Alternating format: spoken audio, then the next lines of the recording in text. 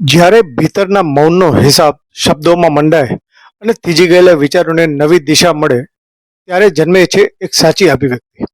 નમસ્કાર મિત્રો, હૃદયના અંતર્નાદથી મસ્તિષ્કના ગહન મંથન સુધીની આ યાત્રામાં હું છું આપનો સાથી પુનિત ઠક્કર. અને આજે આ વિશેષ ક્ષણે તમે જોડાયેલા છો અભિવ્યક્તિ સાથે. જ્યારે સગાઈ જેવા પવિત્ર બંધનમાંથી મુક્ત થવા માટે એક યુવતીને વાતચીતનો માર્ગ અપનાવવાને બદલે પોતાના ભાવિ સાથીને પહાડ ઉપરથી ઊંડી ખીણમાં ફેંકી દેવો વધુ સહેલો લાગે ત્યારે સમજી લેવું કે કશુંક બહુ મોટું ખૂટી રહ્યું છે. પુણેના લોહગઢ કિલ્લા પર બનેલી આ ઘટના માત્ર એક ગુનો નથી, પણ આપણી આખી સામાજિક વ્યવસ્થાના મોં પર લાગેલો એક સણસણતો તમાચો છે. ખૂન તો એ પહાડની ખીણમાં થયું, પણ એ ઝેરનું બીજ ક્યાં વવાયું હતું? આનો જવાબ મેળવવા માટે આપણે અદાલતોના ચુકાદાઓ જોવાની જરૂર નથી. આપણે આપણા પોતાના ઘરના ઉંબરાની અંદર નજર દોડાવવી પડશે.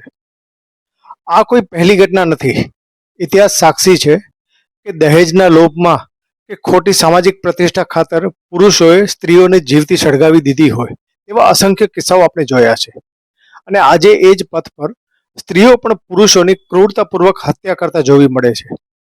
આનાથી એ સાબિત થાય છે કે ગુનાને કોઈ લિંગ નથી હોતું. ગુનો તો બસ વિકૃત મનની પેદાશ છે. પરંતુ જૂના જમાના અને આજના યુગમાં એક મોટો તફાવત છે. આજની ભણેલી ગણેલી પેઢી આટલી નિર્દયી કેમ થઈ ગઈ? આપણી શિક્ષણ વ્યવસ્થા ગોખણપટ્ટી કરાવીને પદવીઓ તો વહેંચી રહી છે, પણ સામે ઉભેલા માણસના ચહેરા પાછળ છુપાયેલા કપટને વાંચવાની સમજ આપવાનું ભૂલી ગઈ છે. સંબંધો હવે માત્ર દેખાડાનું સાધન બની ગયા છે. જેમ બહારથી બધું જ સુંદર દેખાય છે, પણ અંદર ઘાતક અશાંતિ છુપાયેલી હોય છે. અને આ અશાંતિ ત્યારે જ જન્મે છે જ્યારે ઘરમાં સંવાદ મરી જાય છે. અને એટલે જ આ ગુનાહિત માનસિકતા રાતોરાત નથી બદલાતી. આ કડવા લીમડાને ઉછેરવામાં આપણા આખા સામાજિક માળખાનો હાથ છે. આ માળખામાં સૌથી પહેલી જવાબદારી માતા પિતાની આવે છે.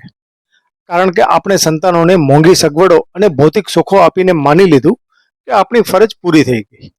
આપણે તેમને કાયમ પરીક્ષાના ટકા પૂછ્યા, પણ ક્યારેય તેમના હૃદયનો ભાર હળવો ન કર્યો. ઘરમાં શિસ્તના નામે એટલો મોટો ભય ઊભો કરી દીધો કે બાળક ભૂલ સ્વીકારવાને બદલે ગુનો કરતા શીખી ગયું. આવી જ ભૂલ આપણા શિક્ષણ અને ગુરુઓની પણ છે, જેઓ માત્ર ગોખણપટ્ટીની હરીફાઈમાં દોડાવે છે, પણ મુશ્કેલ પરિસ્થિતિમાં મન પર કાબુ કેમ રાખવો કે જીવનમાં નકારાત્મકતાનો સામનો કેવી રીતે કરવો એ વાત ક્યારેય ભણાવતા જ નથી. આ બધું ઓછું હોય તેમ આપણા જ્ઞાતિ મંડળો અને સામાજિક સમિતિઓનો ડર બળતામાં ઘી હોમે છે. 4 લોકો શું કહેશે, સમાજમાં નાક કપાશે, એવો આપણો કૃત્રિમ ડર જ આજે યુવાનોના ગળે ફાંસો બનીને વીંટળાયો છે. જો સિયાને એ ખાતરી હોત કે સગાઈ તોડવાથી તેના માતા પિતા તેની પડખે ઊભા રહેશે અને જ્ઞાતિ સમાજ તેને જીવવા દેશે, તો કદાચ આજે કેતન જીવતો હોત. માટે જ દિવાલો પર માત્ર ચોકીદારી માટેના કેમેરા ગોઠવવાથી ઘર સુરક્ષિત નથી થતા.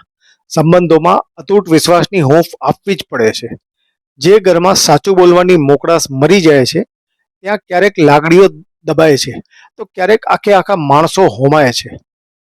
આજે અભિવ્યક્તિ ચેનલના માધ્યમથી હું દરેક વાલીને હૃદયપૂર્વક વિનંતી કરું છું કે રોજ રાતે પોતાના સંતાન પાસે બેસો, વહાલથી પૂછો, બેટા, તારા મનમાં કોઈ મૂંઝવણ તો નથી ને? તમારો આ એક આશ્વાસન કોઈ આખી જિંદગી વેડફાથી બચાવી શકે છે. આ ગંભીર ચિંતન વિશે તમારા શું વિચારો છે? કમેન્ટમાં ચોક્કસ લખજો. વિડીયોને શેર કરજો. મળીએ આવતા વિડીયોમાં. જય હિન્દ, જય જય ગરવી ગુજરાત.